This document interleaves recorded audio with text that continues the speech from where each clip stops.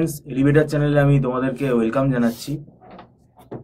তোমরা সবাই জানো যে আমাদের এবারে এমবিএ যে সেকেন্ড সেমের পরীক্ষাটা হতে চলেছে, ম্যাকআউট ইউনিভার্সিটির আন্ডারে যারা এমবিএ পড়ছো, জুন মাসে এই পরীক্ষাটা হবে।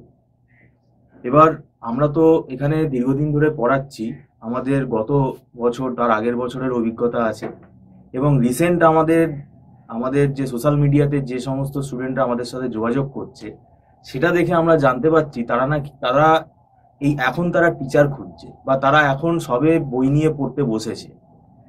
এবার এটা খুবই একটা অ্যালার্মিং বিষয়, কেননা এমবিএ সেকেন্ড সেমেস্টারের যে সামনে পরীক্ষাটা হাতে বলতে গেলে আর 2 মাস মতো টাইম আছে।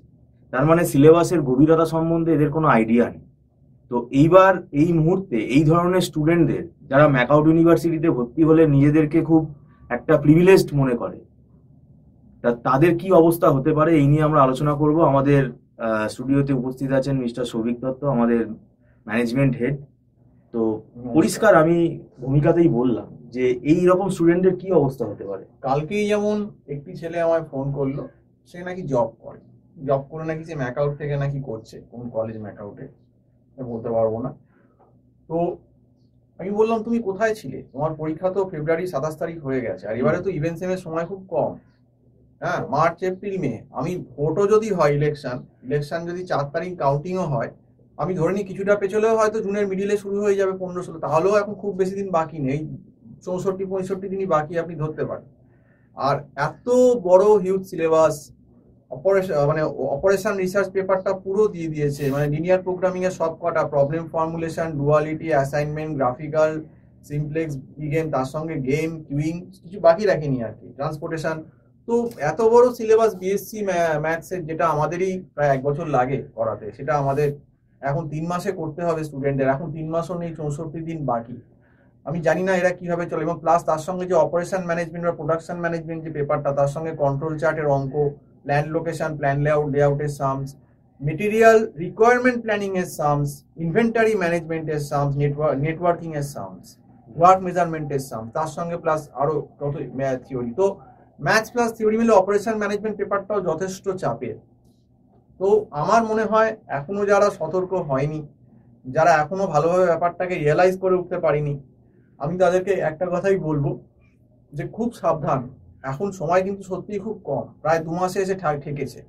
এখনো যদি কারো চোখ না খোলে, সেকেন্ড সেমিস্টারে হয়তো এই ফাইন্যান্সিয়াল 3টে paper, financial management, operation management আর প্রোডাকশন ম্যানেজমেন্ট, এই 3টে পেপারের মধ্যে যে কোনো একটা দুটো পেপারে সাপ্লি আসতেই পারে, খুব হাই চান্স। যদি ধরুন কোনোভাবে ওয়ার্ড তো বানিয়ে লিখতে পারবে না, ওয়ার্ড যার জানে না, যার কনসেপ্ট নেই, অপারেশন রিসার্চ পুরোপুরি ম্যাথ, তো সেখানে তো বানিয়ে লেখার কোনো জায়গা নেই। এবং এখন ম্যাকআউটের যা গার্ডিং সিস্টেম হয়ে গেছে, আর যেরকম ভাবে ম্যাকআউটে ক্যামেরা, অনলাইন ক্যামেরা চালু করে একদম মানে ঘরের ভেতরই দিচ্ছে, মানে এমন অবস্থা যে মানে দেখেও সঙ্গে সঙ্গে যে ফ্যাকাল্টি গার্ড দিচ্ছেন তাকে ফোন, তাদের ফোন নাম্বারও ম্যাকআউটের এখন এর কাছে ইনভিজিলেশনের থাকে, ইনভিজিলেটরের কাছে। তো সেক্ষেত্রে আমি একটা কথাই বলবো যে যারা কলেজ থেকেও বুঝতে পারছো না বা এখনো কিছু করতে পারছো না, অন্তত যদি একটু মোটামুটি পাসও করতে চাও, তাহলেও কিন্তু কোনো সিনিয়র ফ্যাকাল্টির কিন্তু গাইডলাইন নাও, নিজে কিন্তু পাকামো করতে যেও না, তাহলে কিন্তু ডুববে। কারণ ওয়ারের মতো পেপার যাদের আগে ব্যাকগ্রাউন্ড নেই, গ্র্যাজুয়েশনে করে আসেনি কোনোদিন, আমার ব্যক্তিগত মত, তারা কোনোভাবেই ব্যাপারটাকে কোপ আপ করতে পারবে না, এটা করা কখনো সম্ভব না।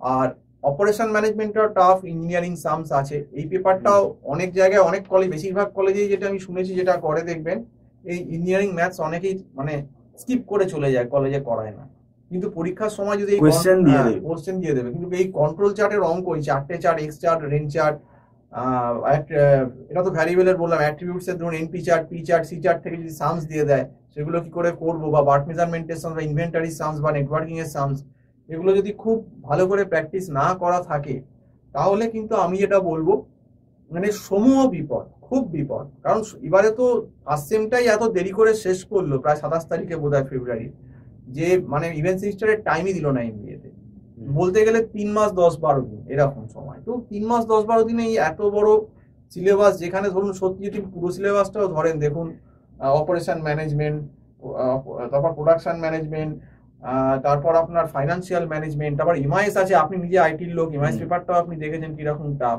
ওটা তো পুরো কম্পিউটার অ্যাপ্লিকেশন। তো এই জায়গাগুলো তো সম্ভব না।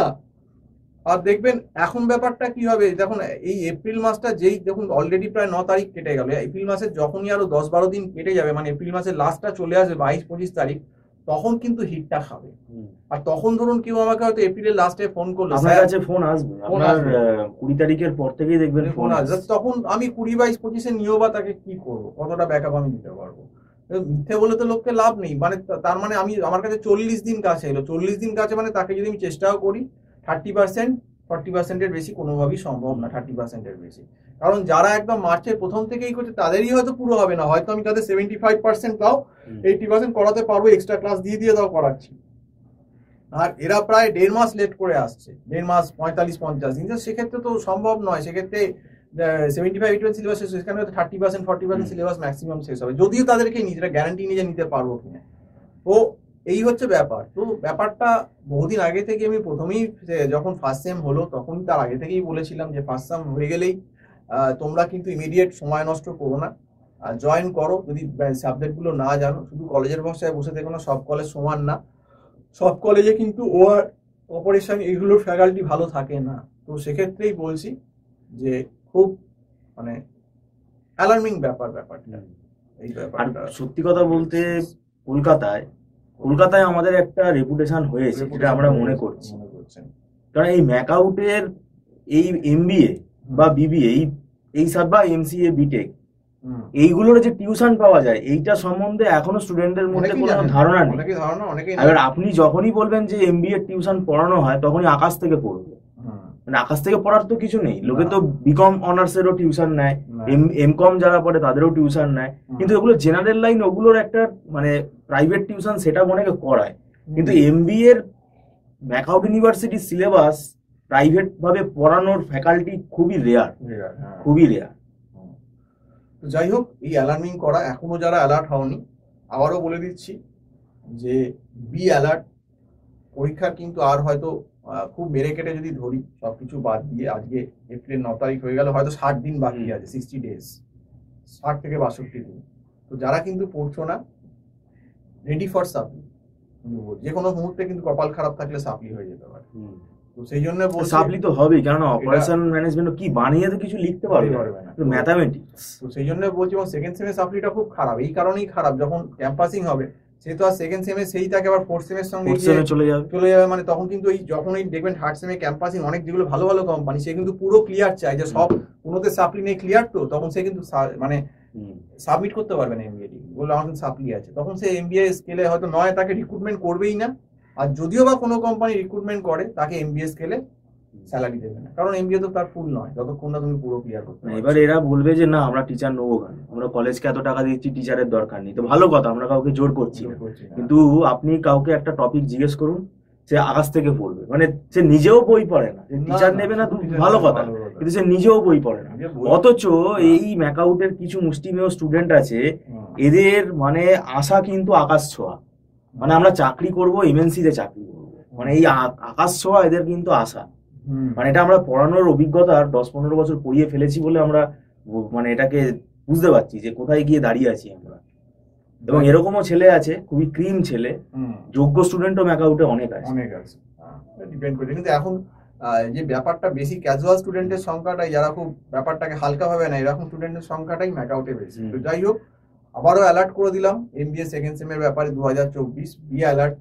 এখনো কিন্তু বলছি, যদি কোনোভাবে পাস করতে চাও, যদি এখানেও পড়তে হবে এটা বলছি না, যদি কারোর হেল্প লাগে অন্য সিনিয়র টিচারের হেল্প নিতে পারো, আর যদি একদমই টিচার না পাও, এখনো লাস্ট হয়তো আমি আর 4-5 দিন আর টাইম আছে, তারপর আর কাউকে নেবো না, মানে এপ্রিলের মিডিলের পর 15-র পর।